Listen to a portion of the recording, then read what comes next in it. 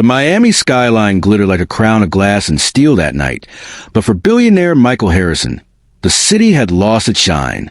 At 52, he had everything men envied: an empire of hotels and skyscrapers stretching from Florida to New York, a mansion on the ocean, a glamorous wife, and a beautiful daughter. Yet destiny can shatter fortunes in the blink of an eye. It happened on a wet evening, as his Tesla cruised down the highway. A semi-truck skidded across the lanes, metal grinding against metal, sparks exploding into the dark. Michael's car was crushed against the guardrail. The world became glass, fire, and silence. When he awoke weeks later in a Miami hospital, his body was no longer his own. The doctor spoke in clinical tones, but the words were like a blade. "Your spinal cord is damaged. You will never walk again." His wife, Sarah, had been there at first, cold, distant, her face more concerned about reputation than his broken body. Within a month, she was gone. She didn't scream, didn't cry. She simply said, "I can't live like this," and filed for divorce. She left him with a shell of a mansion and a daughter, Lizzie, whose little voice was the only sound strong enough to keep him breathing. The house by the ocean turned into a palace of silence. Lizzie tried to play, but her laughter echoed hollowly against empty walls. The nannies came and went, each unable to endure either Michael's bitterness or the child's loneliness. And so, behind glass walls and glowing computer screens, Michael tried to rule his empire as if nothing had changed. But at night, when the house was quiet, he could hear the whisper of the wheelchair lift carrying him upstairs, the sound of fallen king retreating to a throne of solitude. Yet fate was not finished with him. One evening, while staring at his reflection in the panoramic windows, Michael asked himself a question that burned more than the accident. If all my wealth vanished tomorrow, would anyone love me for who I am? The answer terrified him.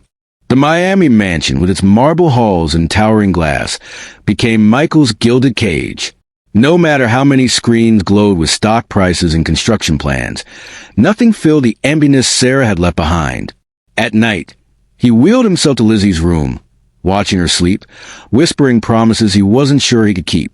It was during one of these nights that an idea, half madness, half salvation, took root. If money had destroyed his marriage and crippled his peace, then perhaps stripping away money was the only way to find the truth. He needed to know if kindness still existed in a world that only saw him as a billionaire in a chair. Weeks later, Michael vanished from Miami's social columns. He instructed his board to handle the empire quietly, telling the world he needed rest abroad. But instead of private jets and villas, he and little Lizzie boarded a train north. They arrived in New York under the cover of anonymity, slipping into the chaos of the city, where no one looked twice at a weary man in a worn jacket. On a cold stone step near Times Square, Michael sat with Lizzie by his side. He had exchanged his tailored suits for faded jeans and a jacket with fraying cuffs. His daughter wore a second-hand coat, her bright eyes peeking from beneath a knitted cap. Together, they looked like another pair of forgotten souls lost in the city's endless rush.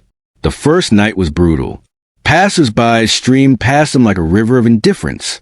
Some tossed coins without looking. Others averted their gaze as if poverty were contagious. Lizzie tugged at his sleeve and whispered, "Daddy, why are they afraid to see us?" Michael's chest tightened. He couldn't answer. Days turned into weeks. The cold steps became their stage, New Yorkers their silent judges.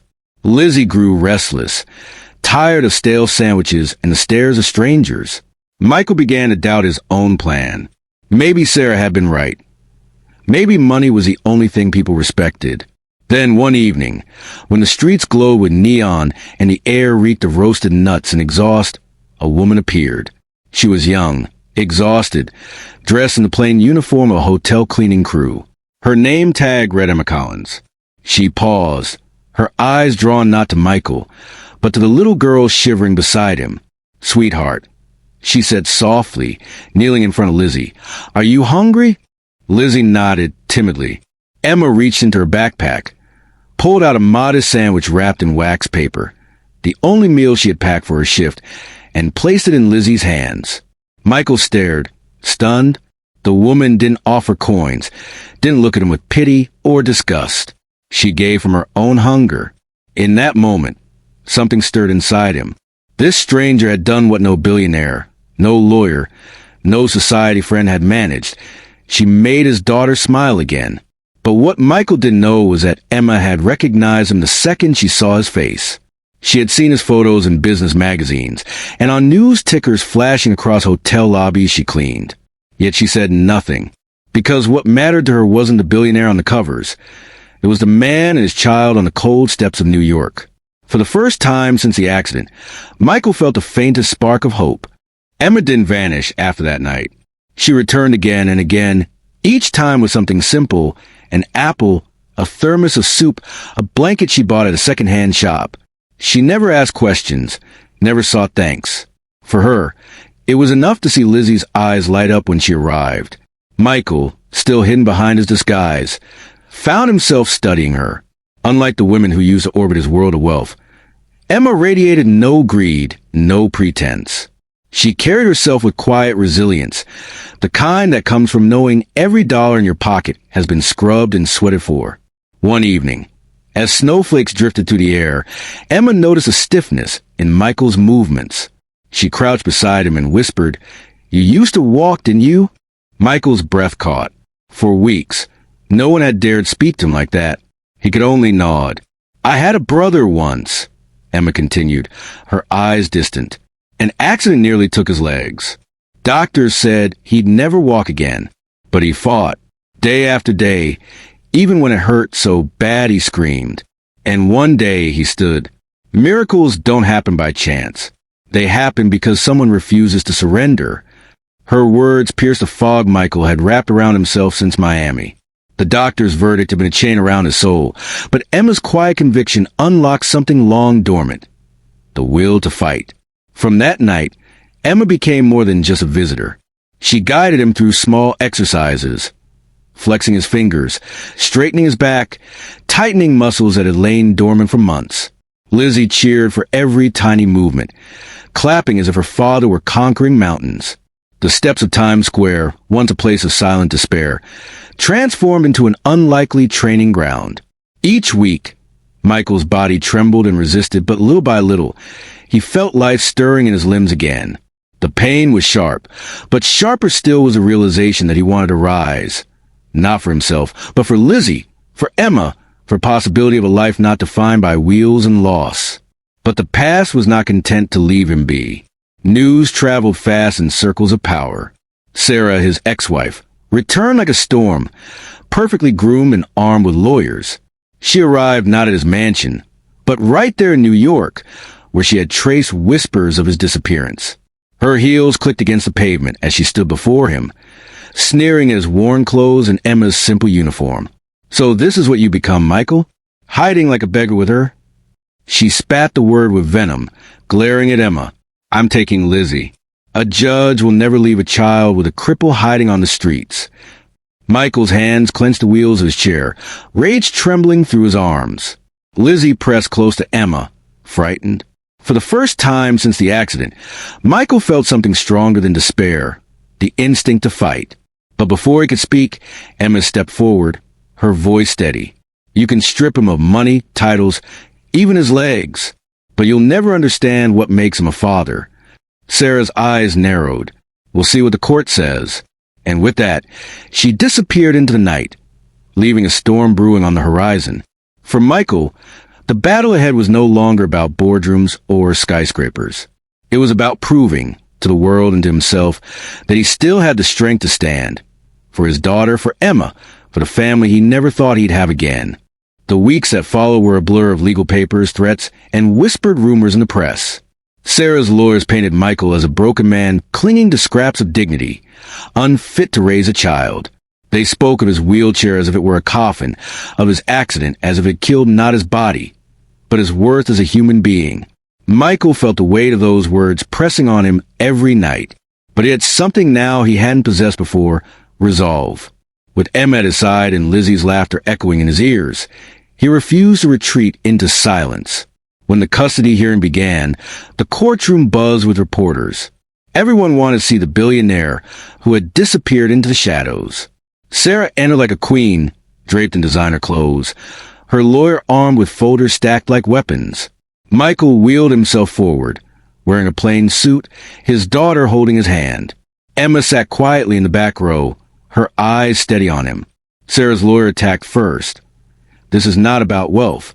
This is about stability. Mr. Harrison is incapable of providing for his daughter's physical needs. He is emotionally unstable, living in disguise as a homeless man. How can a child thrive under such conditions? The words hit hard. Cameras flashed. Whispers filled the chamber. Then came Michael's turn. Slowly, he pushed himself upright in his chair, gripping the edge of the table. His muscles burned, his body shook, but he refused to fall. Gasps rippled across the room as he stood. Not tall, not steady, but standing nonetheless. "Your Honor," he said, voice trembling. "My accident took my legs, not my love for my daughter.